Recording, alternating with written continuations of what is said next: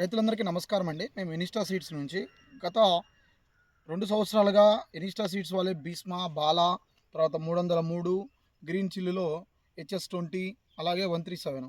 So ఇలాంటి hybrids మీకు చూపిస్తున్నాం. చూపించిన ప్రతి విత్తనంలో కూడా మా దగ్గర వైరస్ను తట్టుకునే విత్తనాలు మాత్రమే ఇప్పటి వరకు మేము రైతుల వరకు తీసుకురావడం జరిగింది. అదేవిధంగా రైతులు కూడా మమ్మల్ని ఆదరించినారు, ఈ విత్తనాలకు వైరస్ రాలేదని. ఎలాగైతే భీష్మ బాలాలు ఏ విధంగా అయితే ఏ విత్తనం కంపెనీ విత్తనాలు పక్కన పెట్టినా కానీ వైరస్ అనేది దరిదాపులో కూడా మన బాలా భీష్మ విత్తనాలకి రాలే.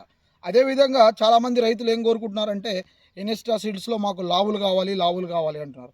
సో లావులు కావాలనే ప్రయత్నంలోనే ప్రస్తుతం మేమైతే మా బృందం అంతా కలిసి తమిళనాడు రాష్ట్రంలో మదురై ప్రాంతంలో ఉన్నాము.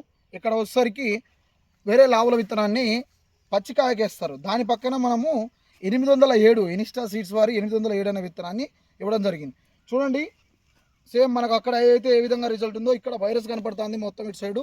మనకి ఈ నా వాచ్ ఉంది చూసారా, వాచ్ ఉన్న చేయి సైడ్ వచ్చేసరికి ఎక్కడ కూడా వైరస్ లేదు. ఎంత ఆరోగ్యకరంగా ఉందో మొక్క చూడండి.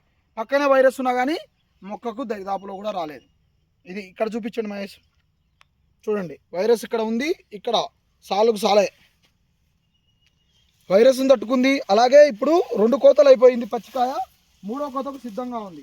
3వ కోతలో కాపు ఏ విధంగా ఉంది అనేది కూడా మనం చూడవచ్చు. ఇక్కడ తీసుకురండి, కాపు ఎంత ఆరోగ్యకరంగా ఉందో చూడండి. 807 లావులు ఇది ఇనిస్టా సీడ్స్లో ప్రధానమైనటువంటి విత్తనం పక్కనే పెట్టించాము. మన ఏరియాలో కూడా ఆ ప్రధాన విత్తనం పోతుంది.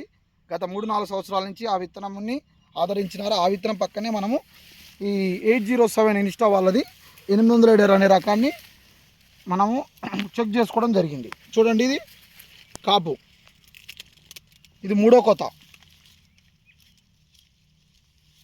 పచ్చికాయకు వస్తారు. ఇది 3వ కోత లావు రకము ఇనిస్టా సీడ్స్ వారిది. ధన్యవాదాలండి. Thank you.